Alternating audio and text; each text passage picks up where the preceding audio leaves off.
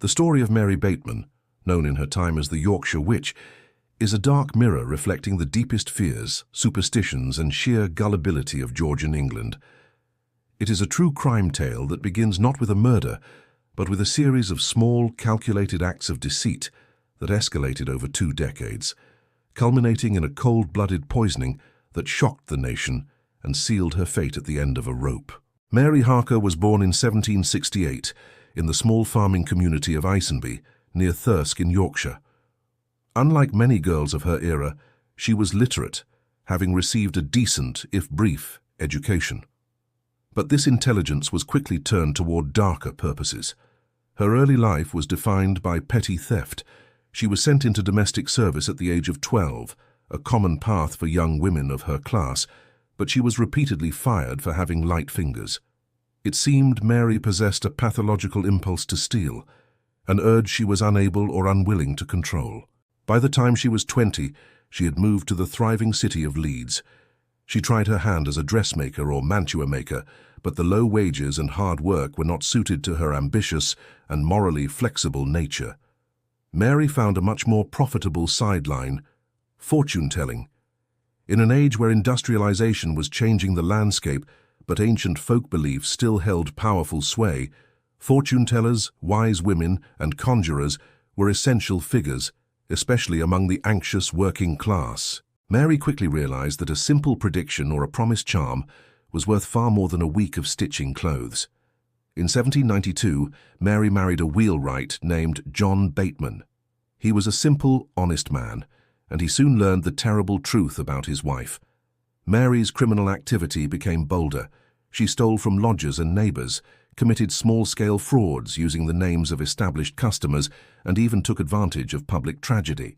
Following a major fire in Leeds, she roamed the streets begging for donations of clothing and money for the victims, only to keep every scrap for herself. Her reputation soon grew beyond petty theft into that of a sorceress, or a warder-off of evil spirits. She was known to sell love potions and charms designed to protect a person from the ill will of others, preying on those who believed their misfortune was caused by an evil wish or a curse. One of her most infamous early deceptions was a bizarre hoax that captured the attention of all Leeds. Mary produced a hen that she claimed was laying eggs on which the words "Christ is coming" were clearly visible. This prophecy, tied to the religious fervor surrounding the end times, drew a constant stream of credulous visitors to her home, each paying a penny to see the prophetic eggs. When a local magistrate grew suspicious, the hen was taken away and examined. The truth was far less miraculous. Mary had been carefully writing the words onto the eggs in ink, or an acid solution, and then, using a small surgical incision, reinserting them back into the hen's oviduct just before they were laid. When separated from Mary, the hen laid nothing but plain eggs. This Prophet Hen episode demonstrated both Mary's audacity and her skill in exploiting the era's deep-seated superstition. Mary Bateman was a chameleon of crime, but her criminal career shifted irreversibly when she met William and Rebecca Perigo, a couple from Bramley, a village near Leeds. The year was 1806, and Rebecca Perigo was in deep distress. She was suffering from unexplained chest pains, an unsettling, fluttering sensation she called a flacking. After consulting several unqualified quack doctors who offered no cure, she became convinced, as many in Georgian society did, that her ailment was not medical but spiritual, the result of a malicious curse. This was exactly the kind of desperate fear that Mary Bateman specialized in monetizing. Rebecca Perigo was introduced to Mary through a niece. Mary immediately confirmed Rebecca's worst fears. She was indeed suffering from an evil wish, but Mary, the self-proclaimed wise woman, had a solution. The cure, she explained, was beyond her own meager powers. It required the intervention of a far greater authority, a figure known only as Miss Blythe, a powerful prophetess who lived in the distant coastal town of Scarborough and possessed the ability to read the stars. Miss Blythe would command a course of action that the Perigos must follow precisely, or risk a far worse fate. And so began a con that lasted for 2 years, and stripped the Perigos of their savings, their possessions, and ultimately Rebecca's life. The first step in Miss Blythe's supposed instructions, relayed by Mary, was a test of faith and commitment. William Perigo was instructed to hand over 4 guinea notes, a significant sum of money, to Mary. Mary claimed she would sew these precious notes into the 4 corners of the bed in which Rebecca slept.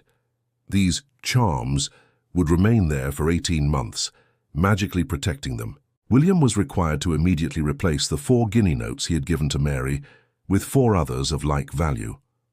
This exchange, which Mary pocketed, was only the beginning. Over the next 2 years, the mysterious Miss Blythe, writing letters delivered by Mary, issued an escalating series of demands. The prophetess needed money for her rituals, tea and sugar for her ceremonies, and various articles of clothing, including a flannel petticoat and a satin gown, which were supposedly required for the magical protection. William, a kind but profoundly superstitious man who desperately wanted to save his wife, complied with every request, handing over a small bedstead and mattress, money totaling around £70, an immense fortune for a working-class couple, and every valuable item he could spare. All of these items, supposedly destined for Miss Blythe in Scarborough, simply disappeared into Mary Bateman's house. To ensure the Perigos did not break the ritual chain by consulting a doctor, Miss Blythe's letters stressed secrecy and obedience. The Perigos were told that if they spoke of the matter to anyone, or failed to follow the commands, Miss Blythe's protection would vanish, and the curse would take its full, deadly effect. Despite the rituals and the expense, Rebecca Perigo's mysterious illness did not abate. In the spring of 1807, the tone of Miss Blythe's letters, dictated and written entirely by Mary, changed from demanding to menacing. The cure was failing, the letters claimed, because William and Rebecca had committed some sin. To cleanse themselves and fully lift the evil wish, they were instructed to begin consuming a special pudding prepared by Mary, to which they were to add a powder that Mary would provide. They were warned explicitly that if they became sick, they must not, under any circumstances, call for a doctor. On May 11, 1807, the couple began the course of treatment. For 5 days they mixed the powder supplied by Mary into their pudding.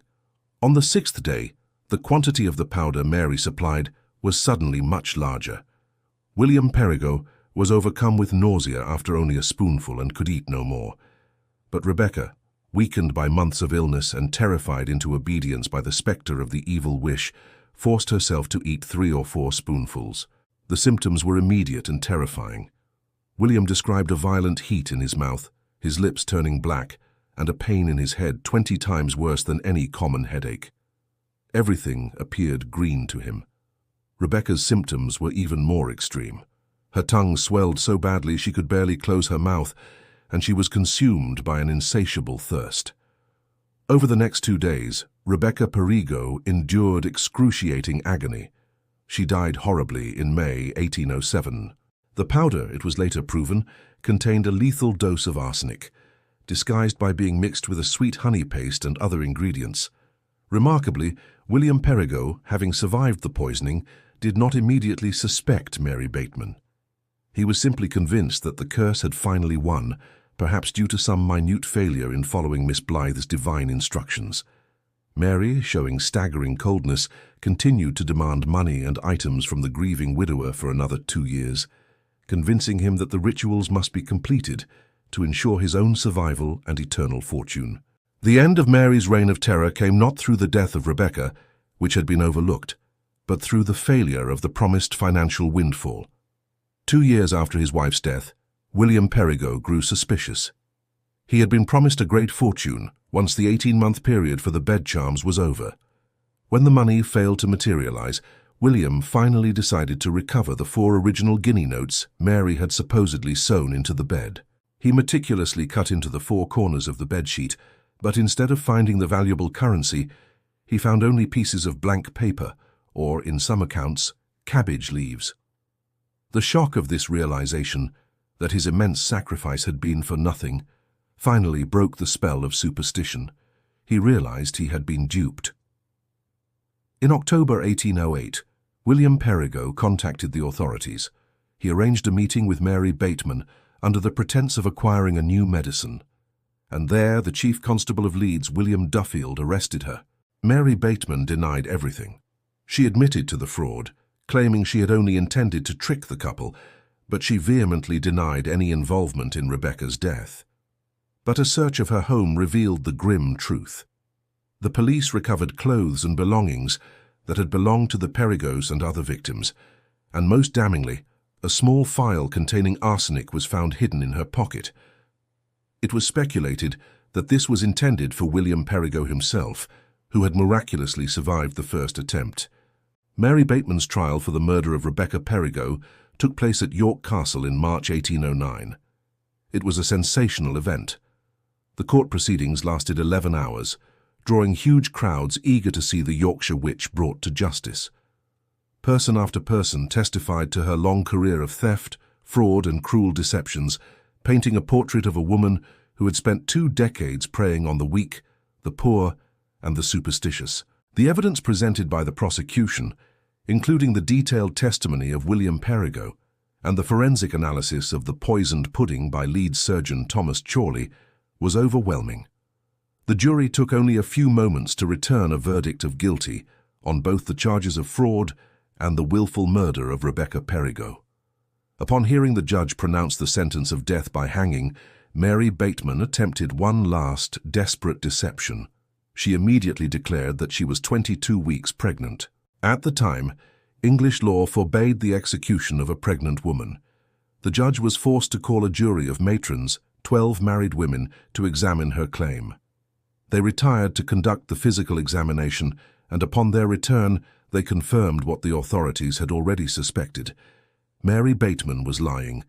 Her final cruel attempt at a con had failed. Mary Bateman was hanged at York Castle on Monday, March 20th, 1809, alongside 2 other male convicts. Rumours had spread among the immense crowd of thousands who gathered for the execution that the Yorkshire Witch would use her dark powers to vanish from the gallows platform and escape the noose. But she did not disappear. She met her end like any other common criminal. But even in death, Mary Bateman's relationship with the public was not over. The authorities, recognizing the sensational nature of the case, decided to make an extraordinary public example of her. Her body was transported to the Leeds General Infirmary, where it was placed on public display. Over 2,500 people paid 3 pence each to view the corpse of the infamous Yorkshire Witch. The money raised from this ghoulish spectacle was donated to local charities. The final act of her strange story was perhaps the most macabre. After the public viewing, her body was handed over to the anatomists for dissection, a common fate for executed criminals in that era. The dissection, led by Surgeon William Hay, was a 3-day event, with students, professionals, and even women paying to attend his lectures and view the remains.